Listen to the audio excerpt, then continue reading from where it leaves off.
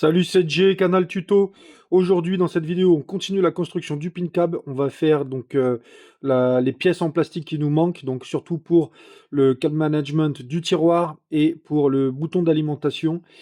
Et je commence tout de suite par une dédicace. Donc c'est super, les réseaux, c'est fabuleux. Tu partages une vidéo, tu reçois des commentaires, on te donne des avis. Et j'avais publié dans une vidéo précédente le fait que mon lance-bille faisait un bruit dégueulasse. Et un membre de montoncab.fr sur le groupe Facebook m'a dit vérifie ton montage, vérifie tes supports, vérifie tout, parce que moi aussi j'avais le même problème et j'ai pu le régler simplement en vérifiant quelques points de détail. Et c'est ce que j'ai fait. En fait, j'ai inversé le sens de mon chariot. C'est-à-dire qu'il partait vers l'avant, maintenant il part vers l'arrière par rapport à la brique de maintien. Qu'est-ce que ça change? Quand il était ici, il venait en fin de course. Donc avec les ressorts qu'il y a derrière et tout, le lance-bille a tendance à faire des allers-retours quand on le lâche. Et en fait, ça le contraignait, ça, même si c'est léger, parce que tu vois, c'est quand même souple, on peut y tirer dessus.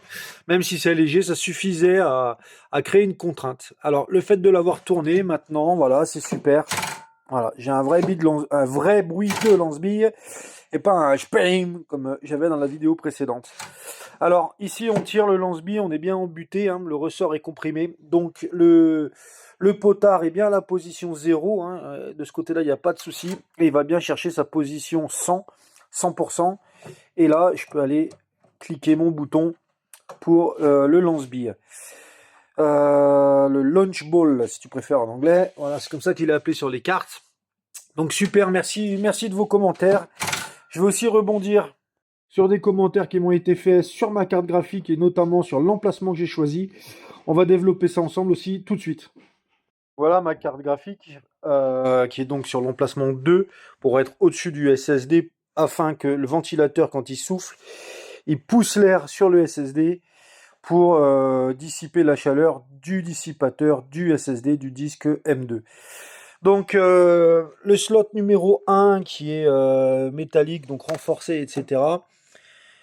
Il est dédié. Ça veut dire quoi? Il est dédié. Ça veut dire qu'en fait, tout le bus de communication est dédié. Donc, toutes les communications de la machine sont prioritaires sur ce slot. Le slot numéro 2, il est partagé. Donc, ça veut dire quoi? Ça veut dire que toutes les fonctions du système sont partagées, mutualisées sur ce PCIe, le slot numéro 2. Qu'est-ce que ça implique chez nous dans notre machine? Ça implique rien. Parce qu'en fait, c'est important d'avoir un bus dédié quand tu as plusieurs fonctions avec ta machine. C'est-à-dire, tu vas faire à la fois du streaming, à la fois du jeu vidéo, à la fois de l'enregistrement vidéo, etc., etc. Des tas de fonctions gamer que nous, on n'utilise pas dans notre système. D'accord? Le système est exclusivement dédié quasiment pour la carte graphique. Il n'y a aucun autre système périphérique gourmand, en tout cas j'entends par gourmand, qui tourne autour. Donc, effectivement, c'est préférable d'utiliser le slot 1 pour des perfs optimales. Mais voilà, n'oublions pas qu'on est sur une config maximum, sur du premium. Donc la carte graphique, c'est une carte graphique ultra haute qualité, hein, la B650 de chez MSI. La carte graphique, on n'en parle pas, une MSI GeForce RTX Supreme. Le pros c'est un Ryzen 5, un 6 cœurs, hein, voilà, 16 threads, donc il n'y a pas de souci avec le pros. Tout ça dédié au pin cab et à rien d'autre. Donc non, je suis pas angoissé. Dans tous les cas, sur le playfield, il y a moyen d'afficher la latence, etc. Les performances, je suis pas angoissé d'utiliser le slot numéro 2. Même si je suis tout à fait d'accord, dans une machine gamer typique qui sert à du multitâche, il vaudrait mieux privilégier le slot numéro 1, en effet. Voilà. Ceci étant dit, il ne sera pas trop tard pour déplacer la carte graphique si d'aventure il y avait un pépin.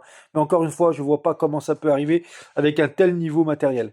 Ah, on est très au-dessus des besoins d'un pin cab, on va dire, pour tourner convenablement. Donc même en utilisant le slot numéro 2, voilà, je suis prêt à parier une couille, même deux s'il le faut, elle est posée sur la table. Voilà, parce que je suis 100% sûr de moi.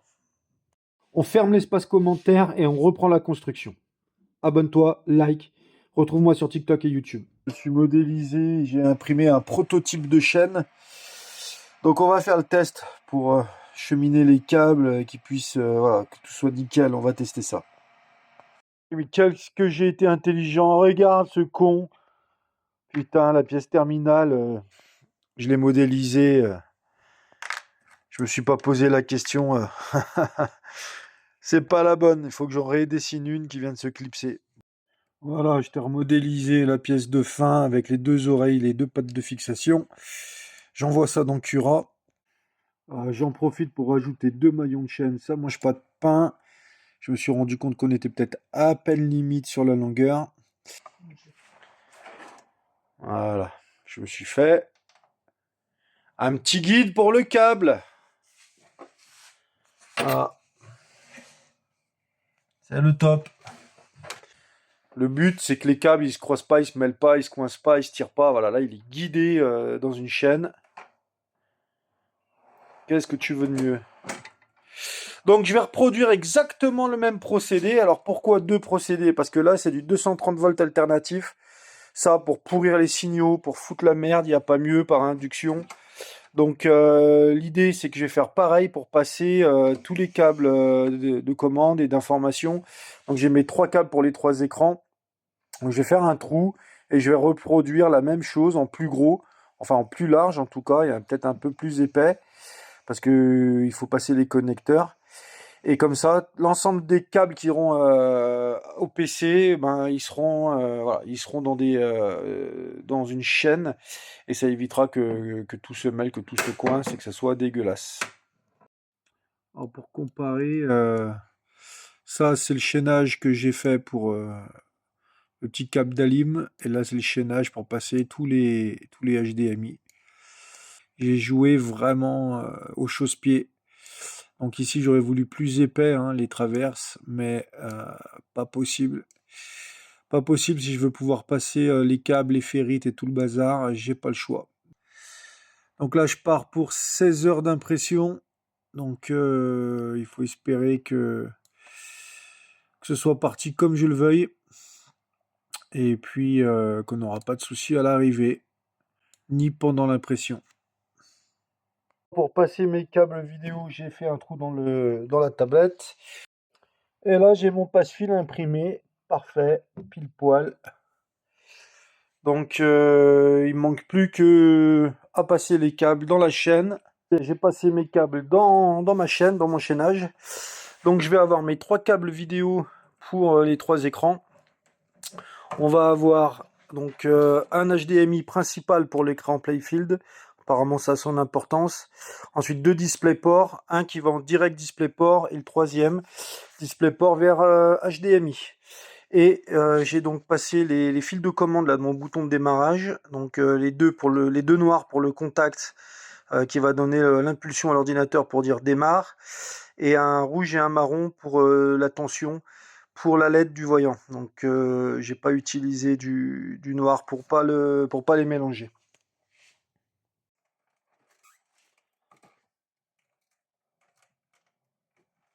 Voilà, c'est parfait. Bon, il y aura des petites retouches de peinture à droite à gauche, mais ça fait le job.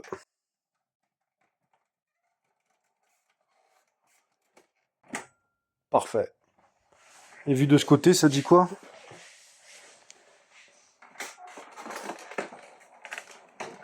Voilà. Les câbles sont bien cheminés. Donc ici, je passe par mon passe-fil.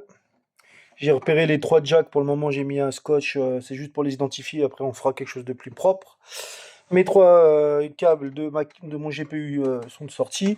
Mes câbles pour le bouton marche-arrêt, ils sont dans une chaussette. Et ils sortent ici.